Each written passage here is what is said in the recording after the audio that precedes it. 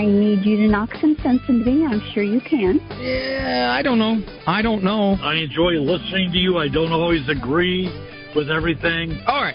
Enough of this persiflage. So, you want my question? I'm certainly not going to get myself in trouble by telling you what to do. That makes great sense. Gosh, that's good. Did I overwhelm you with words and wisdom? I've got 7 kids. I feel like I could call you every day. Wait, you're telling me I'm wrong? Yes, I am, Dr. Ray. You just need to tune in to Dr. Ray, honey. He's got all the answers. Am I right or am I right? Probably. Now, from the studios of Living Bread Radio Network in Canton, Ohio, the hometown of Mother Angelica, here's Dr. Ray.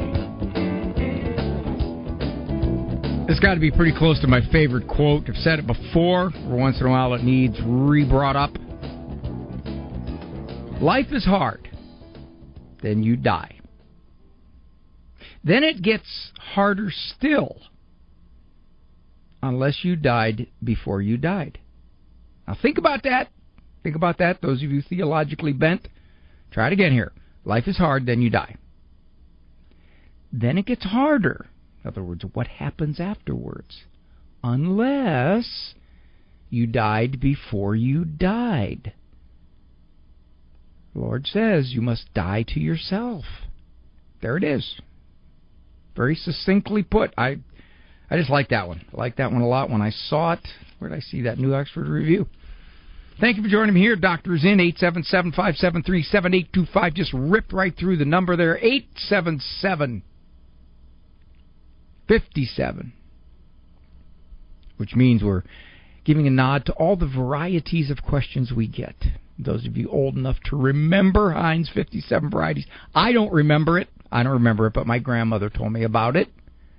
877-57 equal, which means you're all equal here, everyone, in the eyes of God, and in our call screamer, Eric Dumont. Everybody's equal.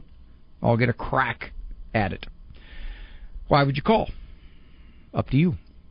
Your business. Whether you want to ask a question about something personal, something impersonal.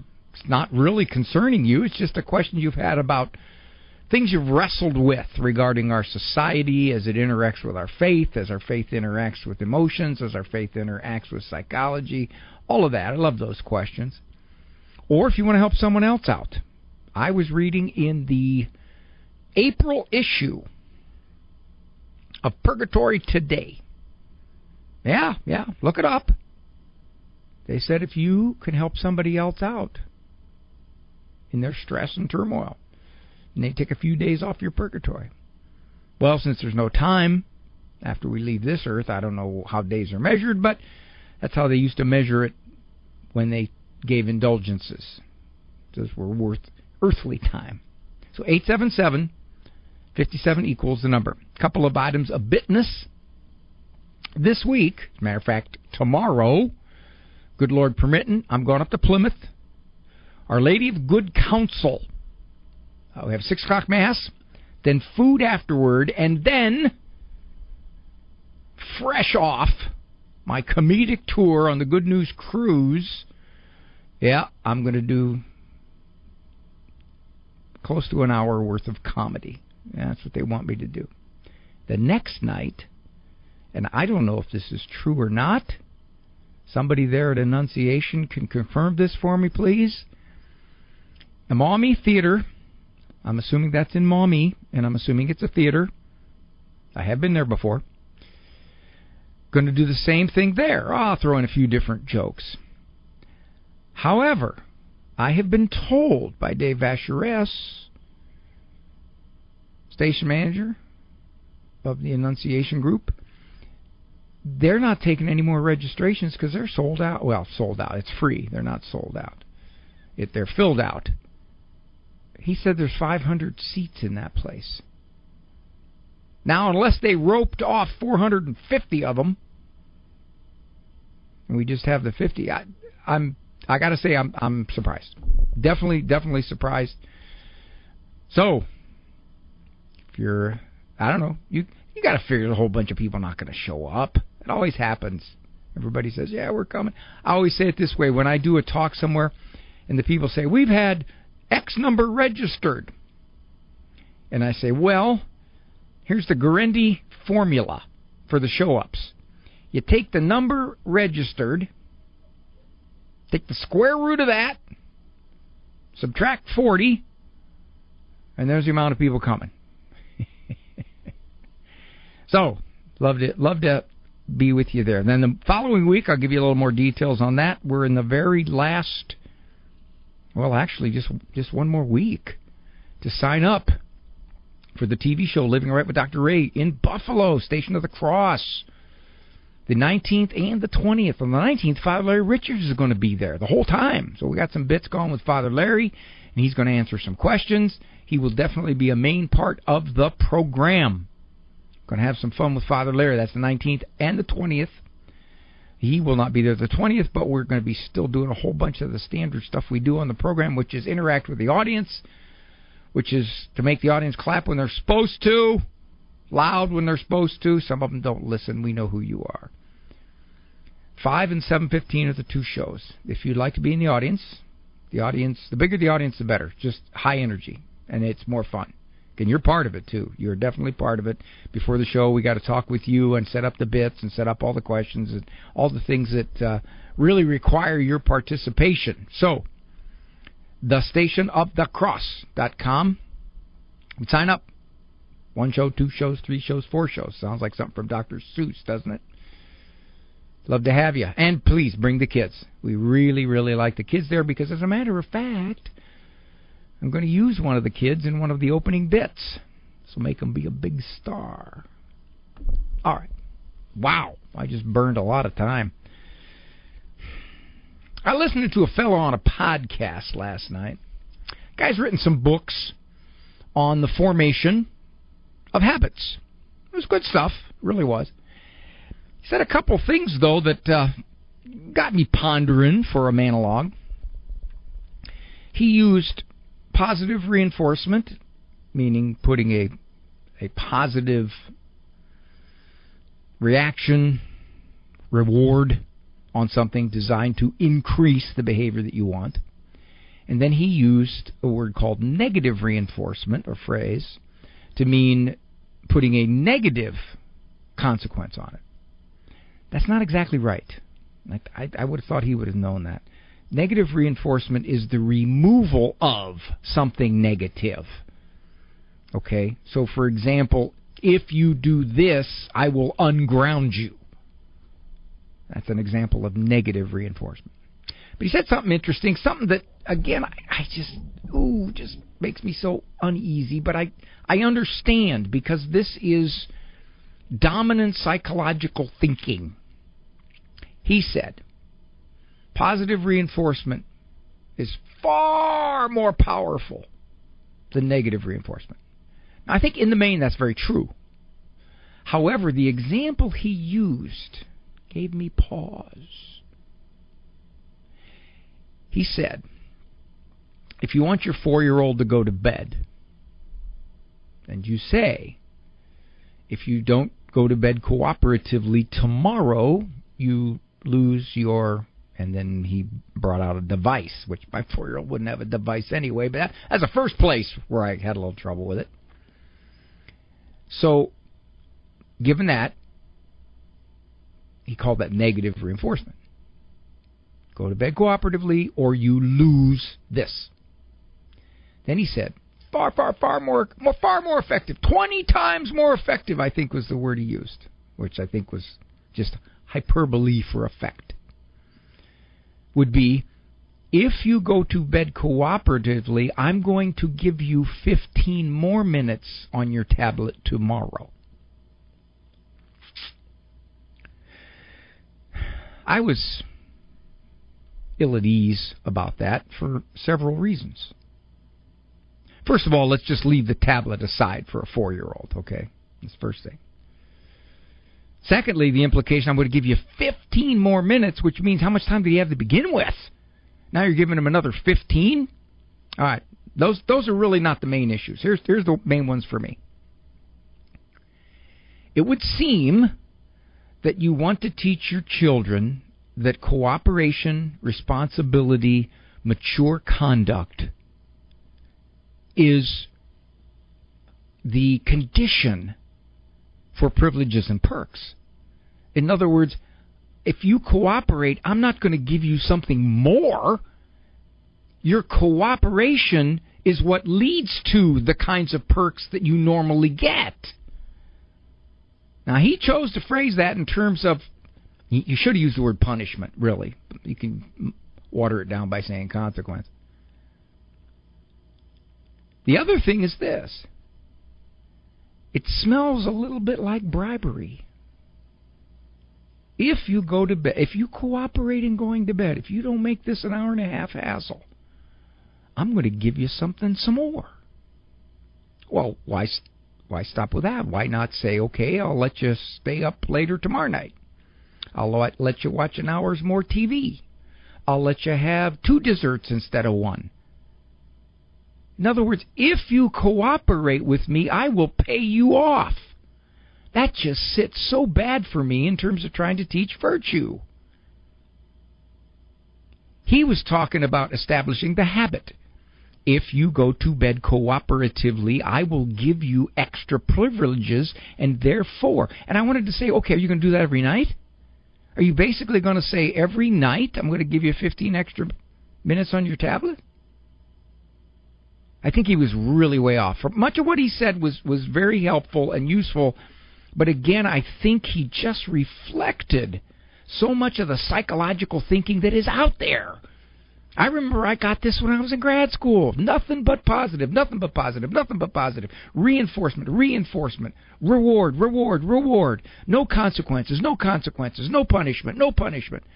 That was just pounded into us. And I remember being ill at ease then, before I even had 40 years of experience with parents and kids. I think it's the main lesson you want to teach the kids is cooperation leads to perks and privileges. That's the order of things. It seems like he was reversing the order. Cooperation leads to extra perks and privileges. Now, it can do that. You can do that. You can say, you know what, you were so cooperative last night, tell you what I'm going to do today. You could do that, but it's a random thing. And it's after the fact. It's not before. If we go out to the restaurant and you're really good, I'll let you have extra dessert. Well, it would seem to me that getting dessert, which is a privilege, which is a perk, heck, going out to eat in a restaurant's a perk, but if you're pleasant and cooperative, yeah, you'll get the standard. We're all going to have dessert and you'll get it too. But if you're not, that's a privilege.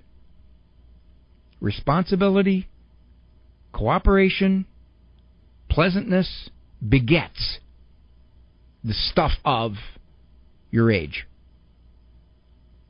I think the other way just reverses it. All right. 877-57-EQUAL is the number to call to get onto the program. Delighted to have you with me. Give me a call. Love to hear from you. Do you own popular index mutual funds or ETFs? If so, you're automatically own shares of companies that conflict with your moral beliefs. Ave Maria mutual funds are managed to conform to pro-life and pro-family values. Long-term investors can invest in the no-load Ave Maria mutual funds. The experienced professional portfolio managers make decisions based on investment fundamentals and pro-life values. You can learn more about Ave Maria mutual funds today at 866-AVE-MARIA or visit AveMariaFunds.com. Hi, everybody.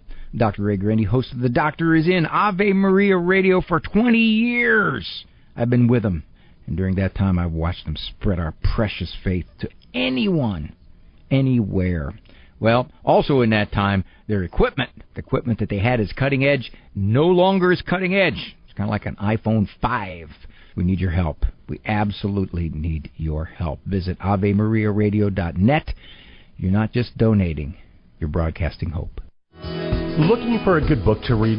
Then check out the Epiphany Book Club, where Vanessa Den-Hagarmo and Jeff Kassab bring you a new book to discuss every month. Read along with us, then call in and join the discussion on the Epiphany Book Club. This month's book is My Confrontation with Hell, Real Encounters with an Exorcist by Monsignor Stephen Rossetti, who will be joining us on August 22nd. Get your copy today in our online bookstore at AveMariaRadio.net. This program is brought to you by the following nonprofit underwriter.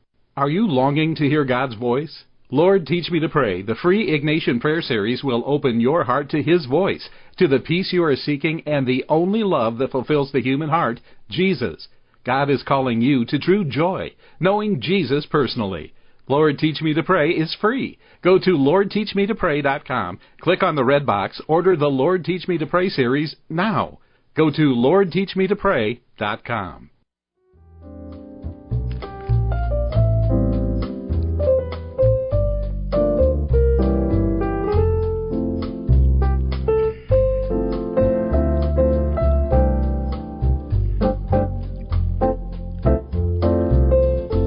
Years, WSRR 99.3 FM serves Murfreesboro, Tennessee. I was down there about a year ago, and I was shocked at the size of Murfreesboro. That's a decent sized city. Congratulations to Richard Richard, all the folks at St. Rose Radio, from all of us here at EWTN. 9 years, way to go. Can I say guys? Way to go, guys. Hi, Angela. Dr. Ray, how are you? I'm good. How are you? I am fine, honey. What kind of names do they call each other? Oh, well... Can you say it over the radio? Oh, well, some words, no. But usually they'll consist of, like, hey, you look like that cow, or, yeah, well, you're terrible at doing this. You have a big forehead. Yeah, well, your hairline is receding. It's my sister, she got into a new relationship recently, and it's not her first boyfriend, but a recurring pattern in her relationships is that her and her boyfriend make fun of and insult each other constantly. And they'll say the things that I've never heard them swear at each other. But I know some other families who do the same, who do call each other names.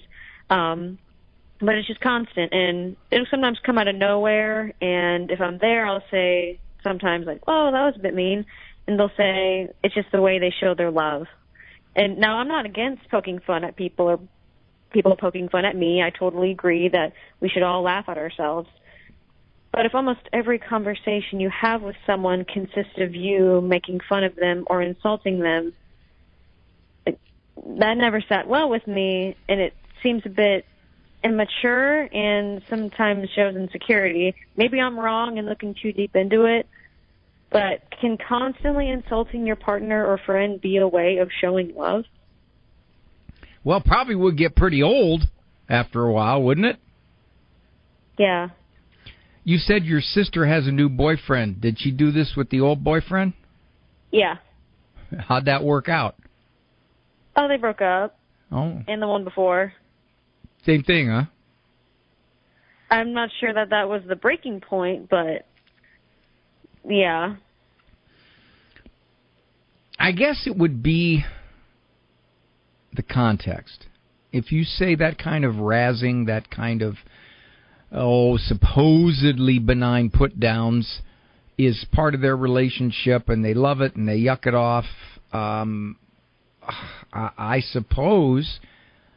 I think as a general rule, if you do it all the time, and it would be hard not to hit sensitive spots.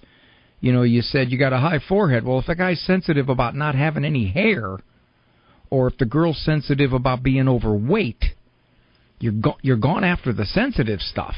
And it would seem to me... Like, I tease my wife, but if I'm going to tease her, I'm going to tease her about something that is so ridiculously untrue that she would know it. Okay? So, and fortunately, she has a lot to tease me about that is true, but I'll leave that aside for a moment. I guess I would say that I can't know, Angela, what their relationship's like, obviously. Probably you can't either. Mm-hmm. Maybe they're hiding. Maybe they're saying, yeah, but that's how we express our love. Okay. I suppose there are those relationships that are so rock solid that you can really tease hard, and it's taken well. But it sounds like what you're describing, especially with your sister, and maybe some of these other marriages maybe they're not all that rock solid anyway. And that's when I think it really gets dangerous. Your original question was, is this behavior hiding something? Could be. Could be. Remember the old, many a true word is spoken in jest. My mom used to say that to me when I'd say, I'm just kidding. And she'd go, Raymond, many a true word is spoken in jest. So you got to wonder, what are they saying when it's relentless? Yeah, well, I'll tell you what, those thighs of yours are big enough. I'm hoping you don't have to ride a horse, because a poor horse would be hurt. Okay. And probably it's not all that creative anyway, right? Mm-hmm. Yeah, it's more or less just clumsy. I had a lady one time say to me, she was a relative, she said that, she goes, you called me fat in Bible study. And I said, what? Because there's no way I did. I'm not nuts. I'm never saying anything like that. I said, no, I wouldn't say that. That's terrible. I said, I'd say, what time's the balloon gone up? Now, she laughed. Because I'm saying, look, I'm not going to just do something like that. If I'm going to insult, I'm going to try to be somewhat creative in my insult, which doesn't make it any better. But at the same time, you have to wonder, how creative are they, Angela? I mean, are they just slamming each other? Oh, are you asking me? Yeah. If they're just slamming each other? Yeah. I mean, yeah, I'd say so. To make you feel ill at ease? Yeah, it's not my favorite dynamic, I guess you could say, relationship dynamic. Well, depending upon how much you have to be around them, you may realize that that's the style, and you're just going to have to do your very best to ignore it when you're around them. You can't say, I wish they wouldn't do that. I just wish they wouldn't do that. You can't do that because they're doing it. Mm-hmm. So if this is somebody like your sister that you probably have to be around, at least sometimes, you're going to have to let it go. You've already confronted it. She's already said, no, that's how we show love. Yeah. Well, the previous two guys, apparently wasn't exactly how they showed love. Yeah. So good question, my dear. You ever see Everybody Loves Raymond? Yes, I have. Remember how he comes in all the time when he comes in that door and he's got names for Deborah? Hi, Peek-a-Poo, Hi, Dumpling Cupcake. He comes up with all these words, and they're cute. They're cute, but a couple of them could be a little bit slapping. Yeah, definitely. Yeah. All right, my dear. You take good care. Right, thank you. All right. Thank you so much. Bye. A lot of people don't take teasing well. If it is teasing. If it's good-natured teasing, they don't take it well. But teasing it can be a very warm show of affection. It truly can. You care for somebody and they know you care for them, and you care enough to tease them. Don't go after the soft spots. Don't go after the emotional jugular. That's dangerous. But just kind of teasing. I'll give you a small example. I had a friend I lived with. I'll give you the example when I come back, and then we'll get to your calls. 877-57 equal is the number. 877-573-7825.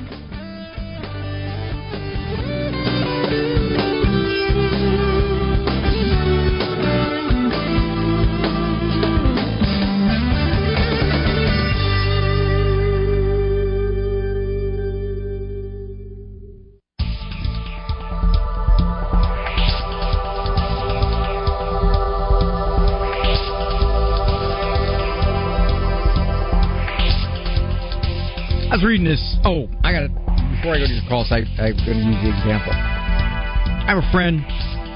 He lifts weights with us, And we tease him because he gets no respect because he uses light weights, and we tease him all about that. And he just says he just wants respect. And we have good-natured with it. Well, he went under a heart procedure yesterday, and he misunderstood the doctor. He said, they're going to stop my heart. I said, what's going on? He said, well, I got AFib. Oh, I said, they're going to cardiovert you. They're going to zap you back into rhythm, sinus rhythm. So he sends out a text to our lifting buddies, which includes my wife, because she lives with us.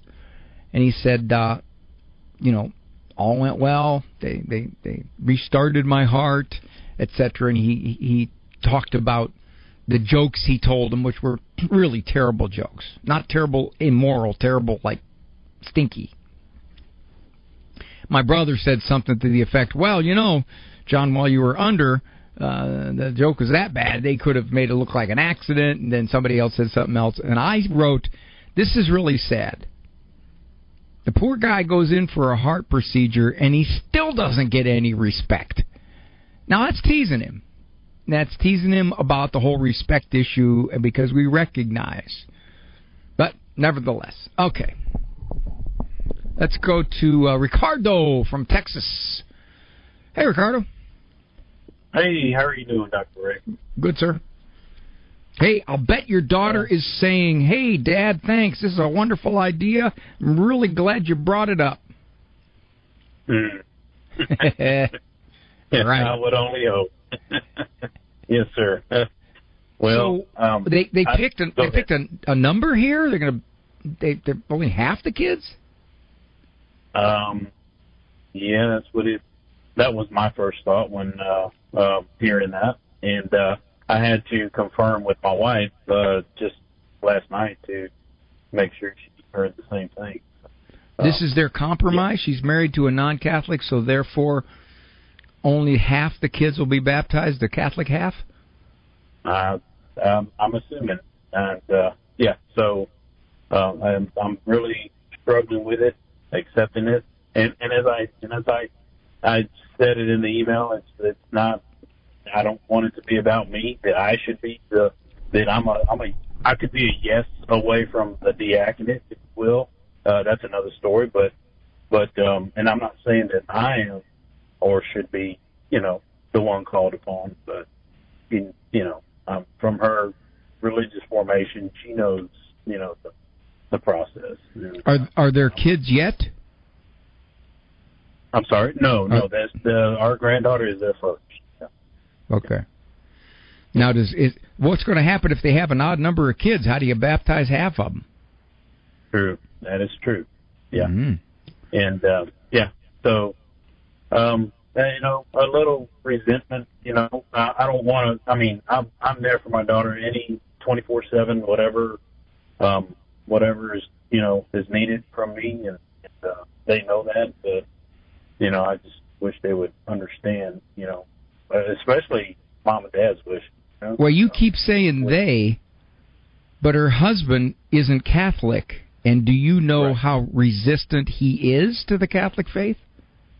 Well, during marriage prep, and I'm sure all that was laid out before them, and the I do's and the I wills, and as it will be during baptism, and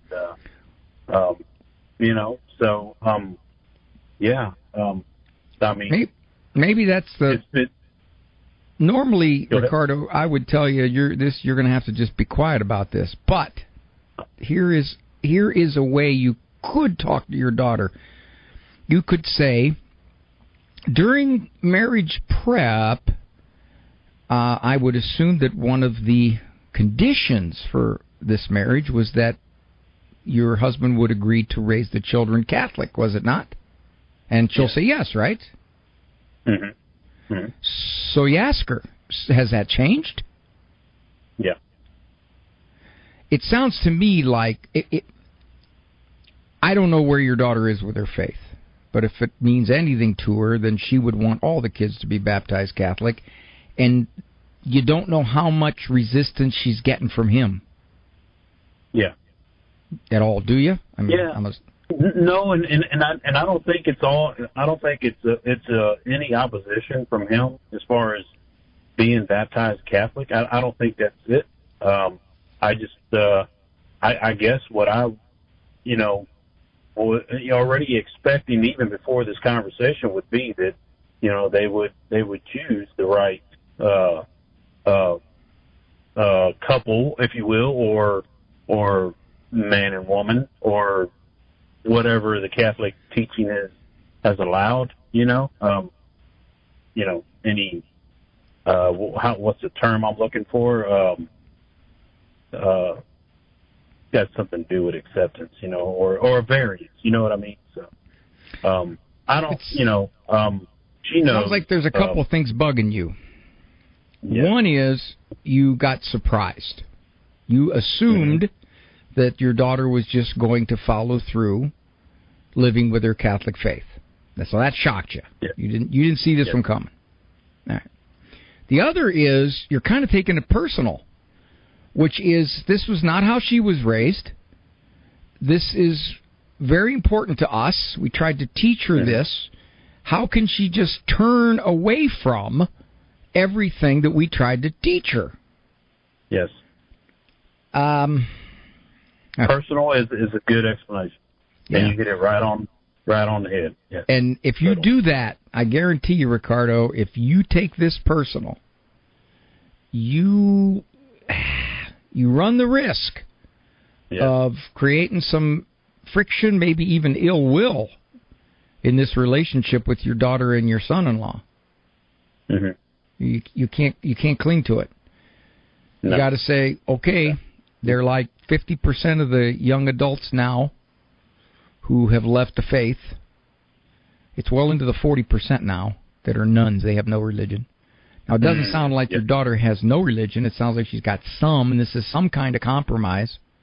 If you want to talk to her about it, just explore. Say, so how did you decide that half the kids are going to be baptized? How did you come to that conclusion? Yeah. You got to be real careful there, because if she senses you're trying to argue with her and you're trying to push on her, that conversation is going to end real fast. Yes. Okay. And maybe you could even say, how will you decide which kids? And then, is your husband against this? You're just asking. You're seeking information without disputing it. That's the hard part, because you're going to hear stuff you don't want to hear. And if you're taking it personal, like they're turning their back on she's turning her back on everything we taught her, you're not going to be able to keep your cool. Yeah. Yeah, and I kind of looked ahead to that, and I really wanted to get your perspective on it, and kind of guide me in the right direction. I think if you're going to approach it, that's the way you got to do it. You can't challenge it. You should just look at you like, hey, I'm a grown up. I can make these decisions. Thanks, Ricardo. 877-573-7825. Got some good questions up there. Please, I will get to you. Thank you for your patience.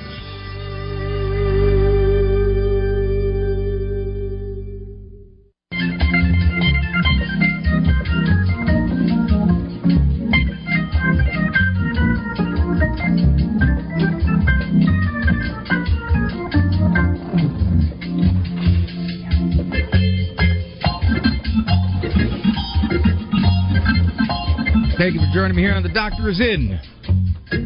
Good Lord permitting, coming to you Monday through Friday.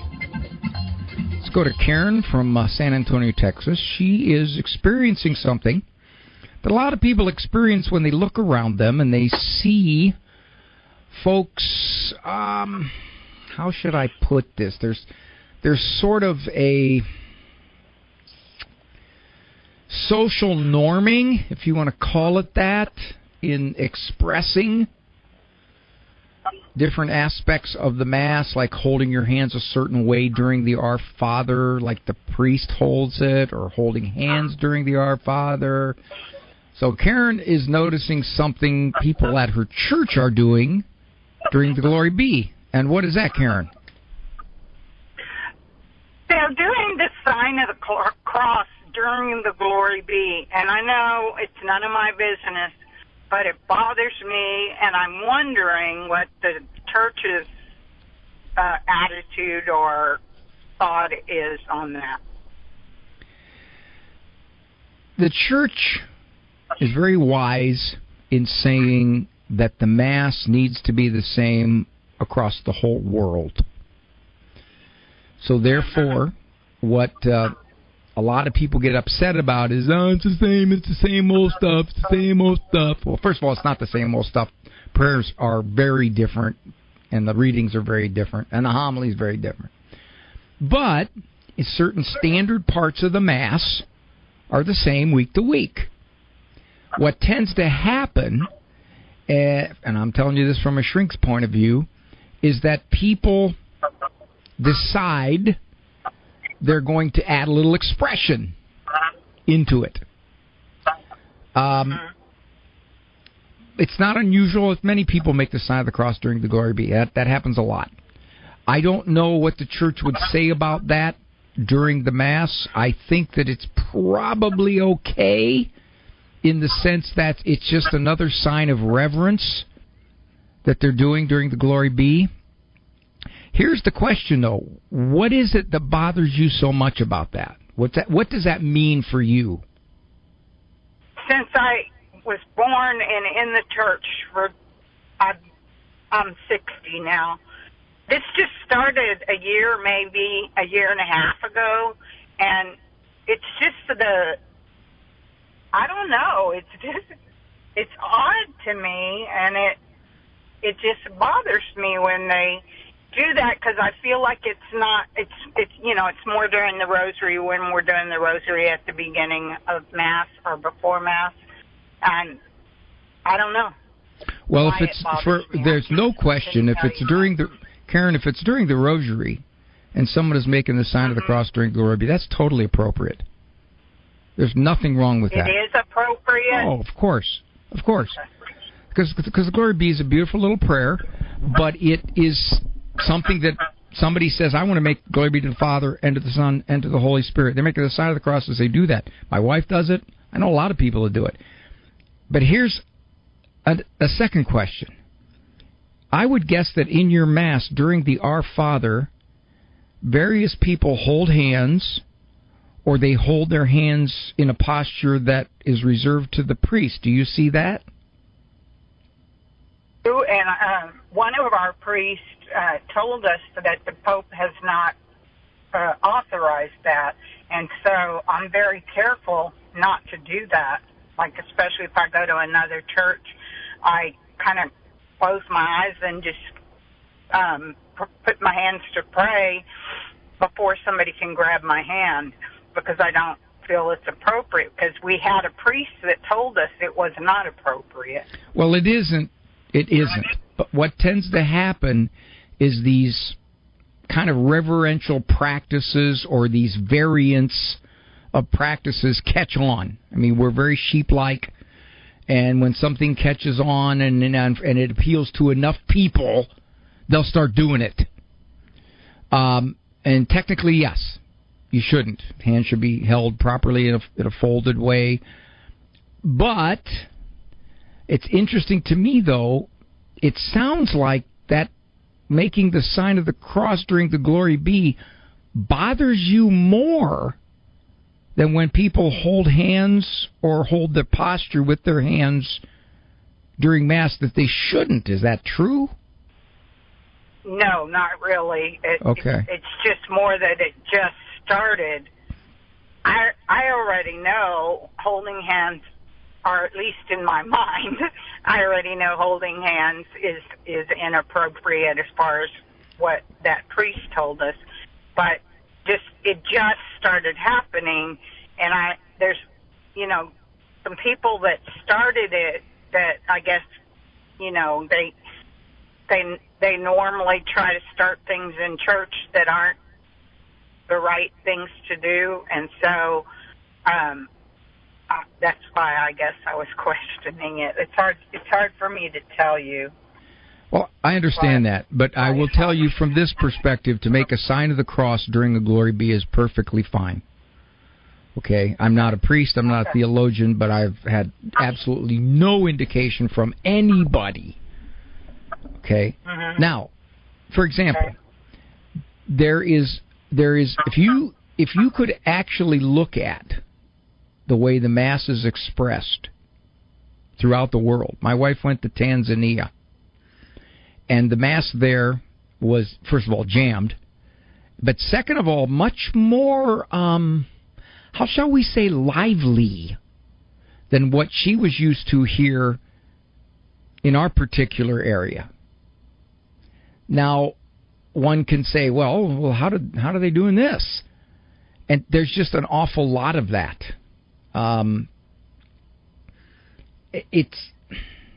You would like it to be uniform, but where people are involved, things like this are going to happen. I've had folks tell me that during reception of communion, they have to close their eyes because they get all upset at the way people receive communion. They get all upset at the way people are dressed. They get all upset at what looks to be the lack of reverence. I understand the closing of the eyes, so therefore, during that time, they're not going to be judgmental. But the better thing would be to keep your eyes open and maybe say a prayer for those folks that they come to understand what they're receiving, or at least work on yourself to not say, I don't want to be like that. So, just some thoughts there, my dear. Okay. Thank you. Thank you for calling. Sure. Thank you, honey. Thank you for calling. Okay. Come back. Go to Pat. This is Dr. Ray.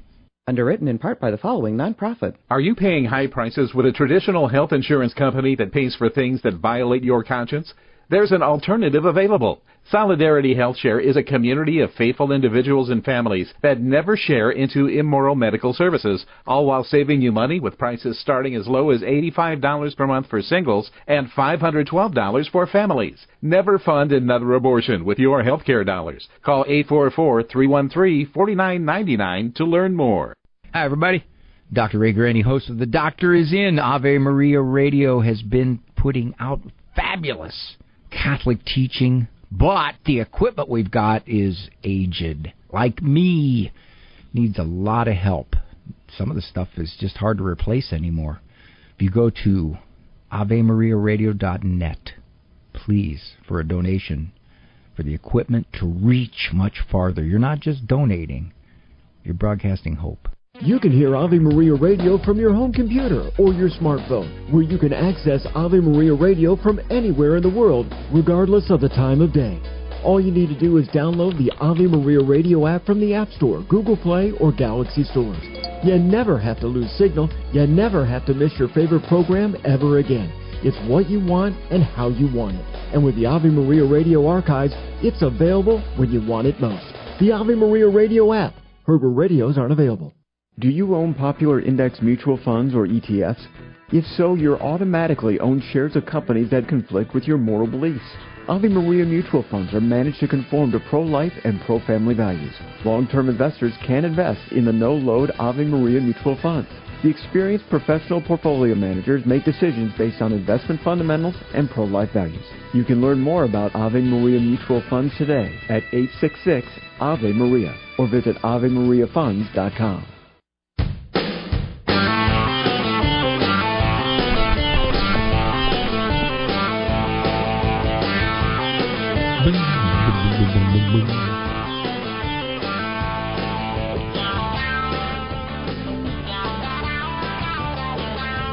Went to see my doctor. Told me I had some short-term memory problems. First thing he did, make me pay in advance. Ha! All right, let's talk to Pat from D.C. Got a 35-year-old son. Hey, Pat. Hey, good afternoon. Thanks for taking my call. Sure. What's up with this boy? 35 years old, graduated college 2010, was an outstanding student. Career didn't take off. Was depressed. Got the help of a psychologist, I guess, in 2012. Really more depressed, more difficulty with career. 2018 or so, was